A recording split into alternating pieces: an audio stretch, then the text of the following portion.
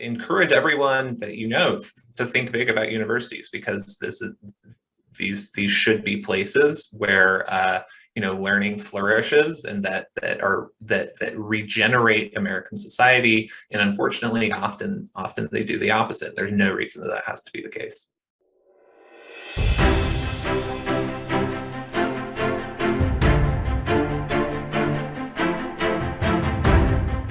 Hello, everyone. I'm Brandon Lewis, founder of the Tennessee Conservative, the volunteer state's largest conservative news alternative. Today, we are joined by John Saylor with the National Association of Scholars. John's work on the Keeping the Republic project seeks to preserve traditional civics education against the threat of new civics, which replaces real civics with education and vocational training for progressive activism. John holds a BA in politics, philosophy, and economics from King's College and an MA in philosophy and education from Columbia University Teachers College. He is currently working on an MA in liberal arts in St. John's College, Annapolis, and has worked as a teacher and university debate coach, and he has published articles for academic journals and popular outlets. He lives in North Carolina with his wife and daughter, and in his spare time, he likes to cook, read, and play chess. John, welcome to the program. Glad you're here. Thanks so much for having me. Well, let's get right into it. Talk a little bit about what the National Association of Scholars does in general, and the Keeping the Republic project in particular, so our subscribers have some sort of background. So the National Association of Scholars is a membership organization for people in academia and a think tank and watchdog organization that emphasizes and focuses on issues that arise in higher education, from foreign influence on universities to the desecration of the liberal arts, to issues of academic freedom. And so that's where my project comes in. My project is primarily focused on, or has been primarily focused on, civics education and the way people are generally taught about civics, American history. And as a result, I have spent a lot of time looking at one of the biggest developments in universities over the last 10 years, really, but especially over the last 2 years, which is the massive increase in the diversity, equity, and inclusion bureaucracy, which brings up issues that I think touch on almost everything we pay attention to at the NAS. So it brings up issues of academic freedom, which DEI departments often flagrantly violate. It brings up issues of curriculum, which DEI offices are often very keen on changing in very radical ways. So what I've found is that without gaining even that much notice, universities have really undergone a transformation. And that's what I've been trying to write about and talk about, so that people who are concerned can understand what's going on, and so that we can try to change it for the better. Well, let's talk a little bit about the University of Tennessee and other, we have multiple systems inside that umbrella. Why did you focus on that, and how did you access and compile the information for this recent report? So the University of Tennessee in 2020, that is UT Knoxville, the university itself required each academic school and each academic unit to create what's called a diversity action plan.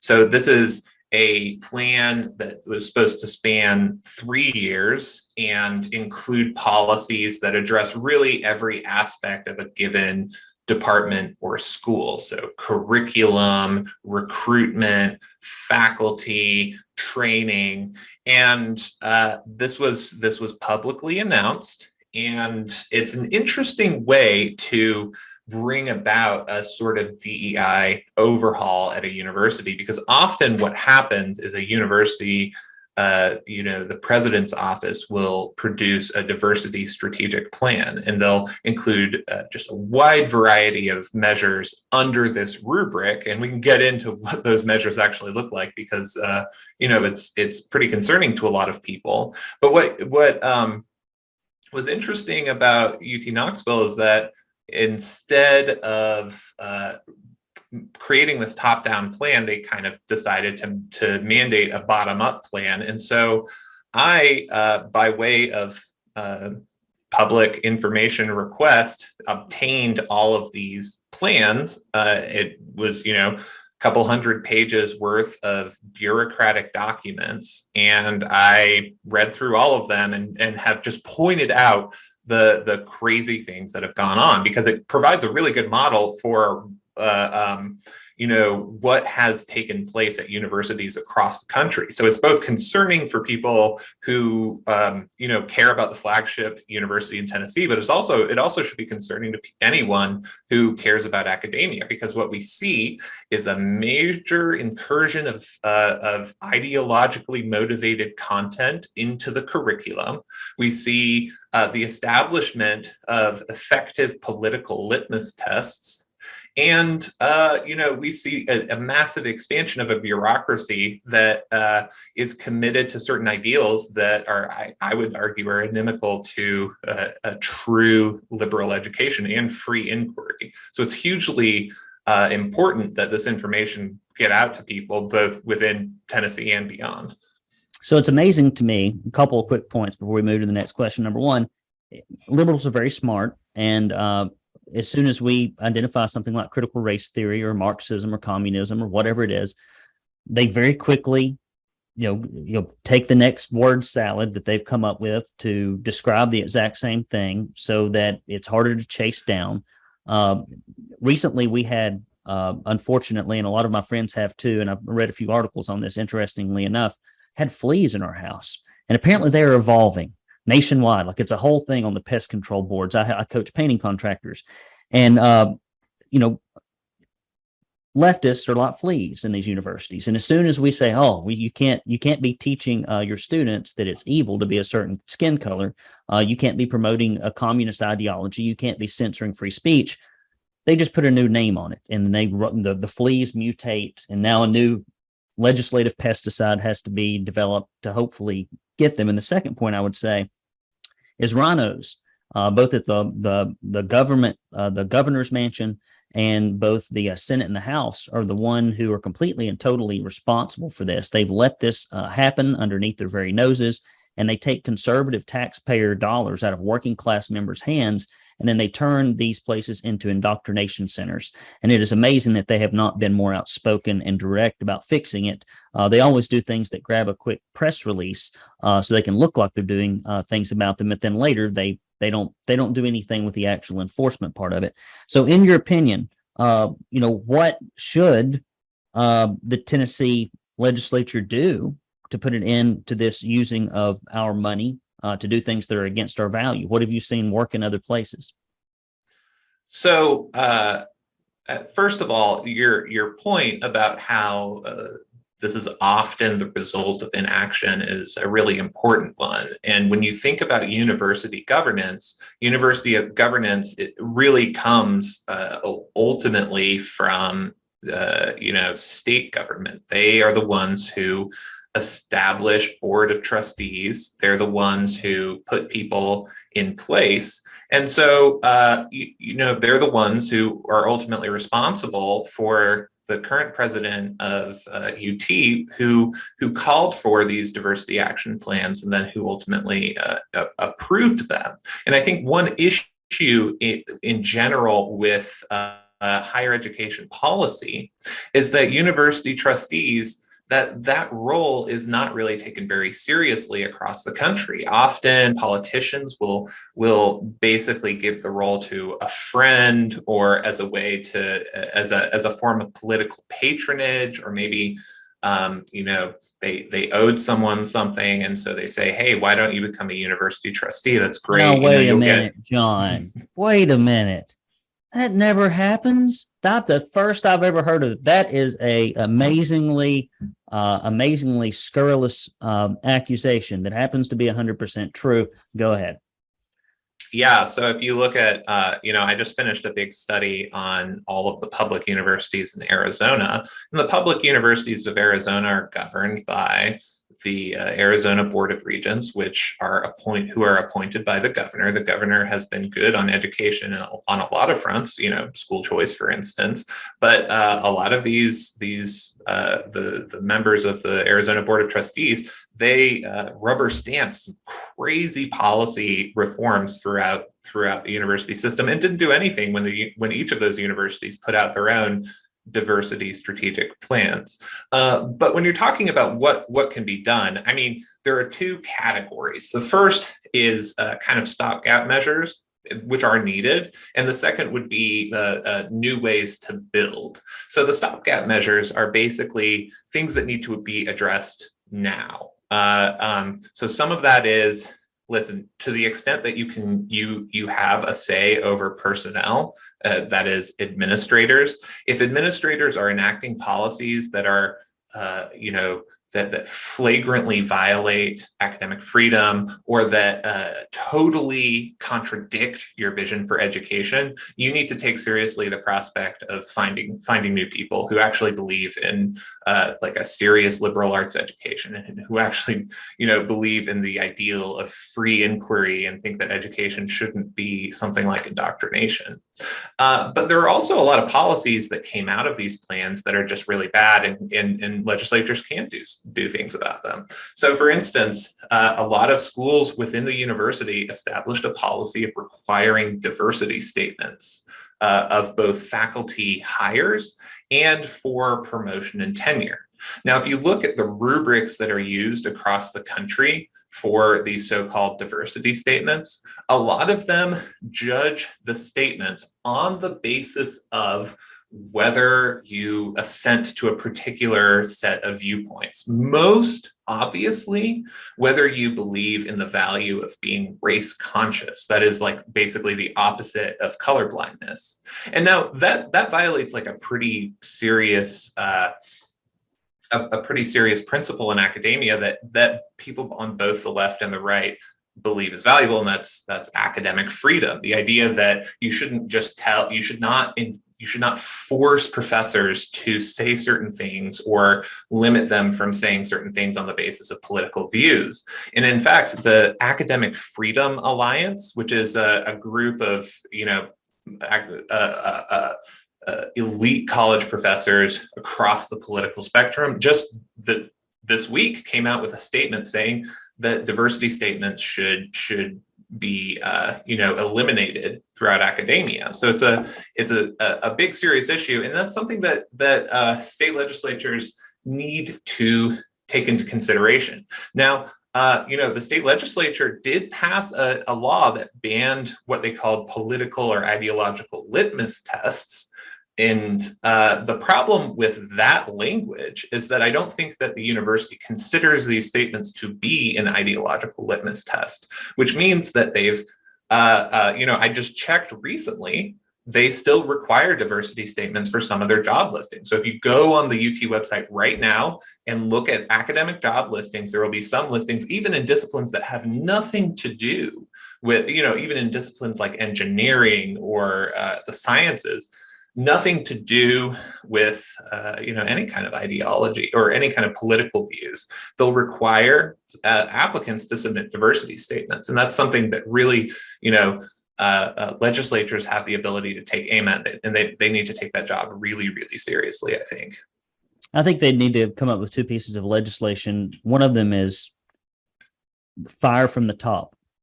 And that is, if we find this stuff to be present, if we find enough of it in the organization that you lead or the department that you lead, that they fire the person who leads it. Because that's one of the first ways. And the other piece of legislation I think they need to have is a 10% reduction legislation.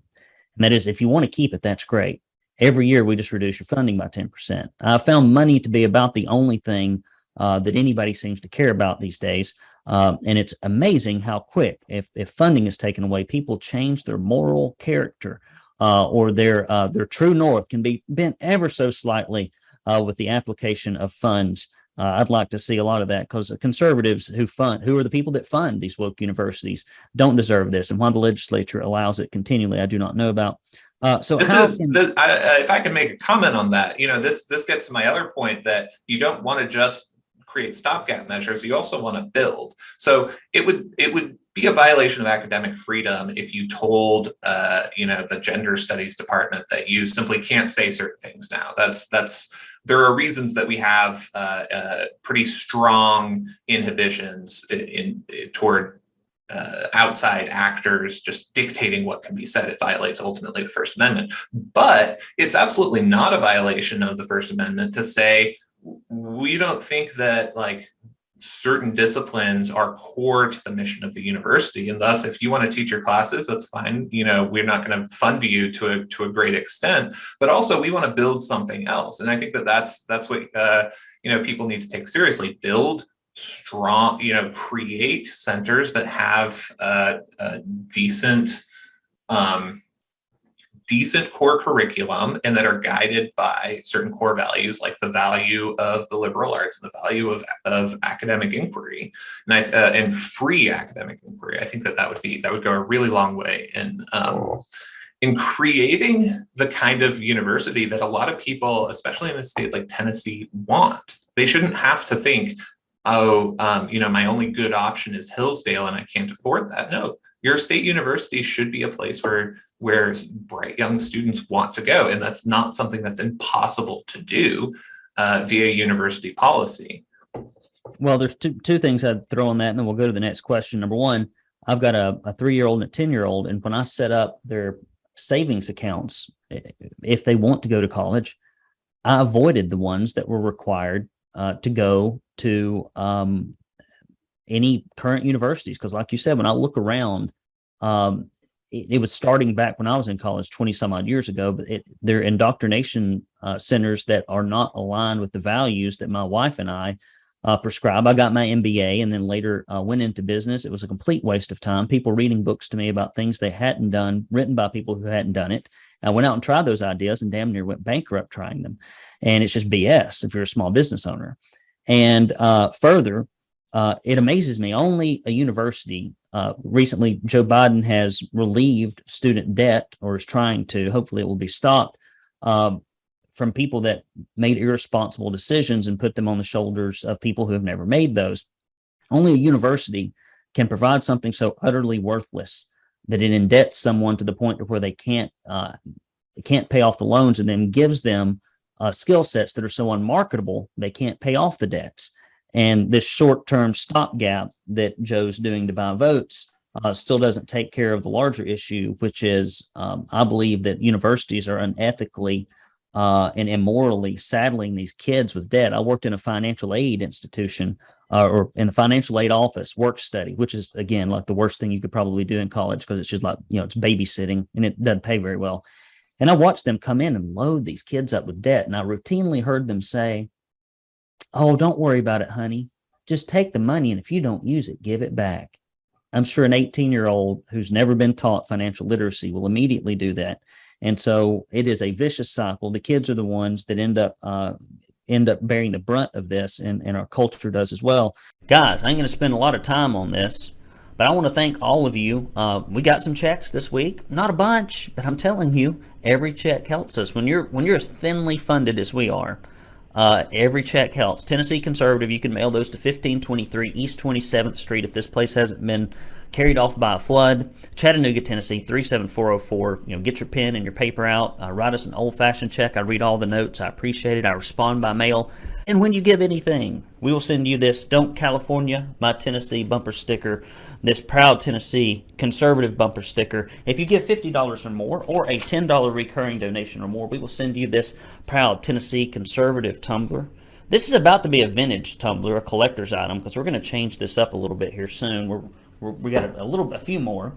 So how can Tennesseans across the state access the report that you did on UT to learn more about your organization's work, because I read over it. I mean, it's amazing. You did great work putting that together. If you're the lead person on that, I recognize good work when I see it, even if it's not specifically what I do. And so talk about how people can access that and learn more about your organization's work. Yeah, so our website is nas.org. If you take a look at our website, we offer reports, and that's where you can find my report. We also publish a decent amount of just short writing on topics related to higher education. We publish webinars on interesting topics that I think are often neglected in the academy right now. So that's all definitely worth looking at. You can, I'm a pretty avid tweeter, so you can find me at John D. Sailor, Sailer, on Twitter, which will give you a pretty steady stream of exposed university policies that I think need to be changed. But it's a huge issue, and I think that when you think about things like student loans and how awful that system has gotten, and how really predatory the loaning system has been, it points to a theme that I want to go back to again and again, which is that universities don't have to be terrible.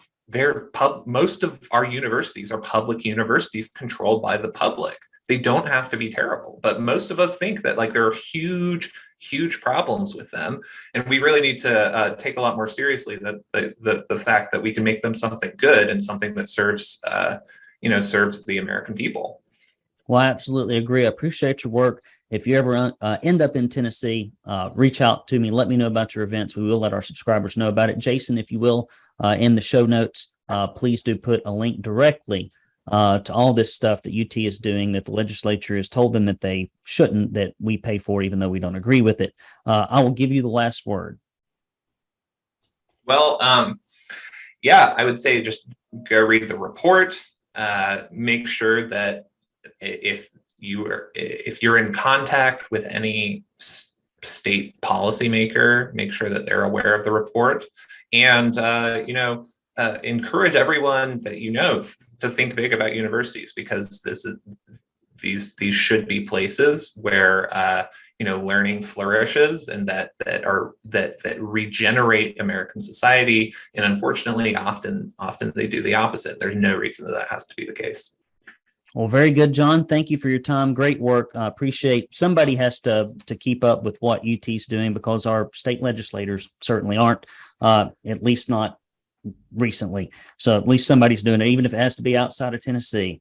Thank you for being here. We appreciate everything. Maybe we can get this thing turned around. If you've enjoyed this program, please do go to TennesseeConservativeNews.com, hit the subscribe button, and please do look for the Tennessee Conservative anywhere you get your podcasts or social media. Until next time, I'm Brandon Lewis, signing off.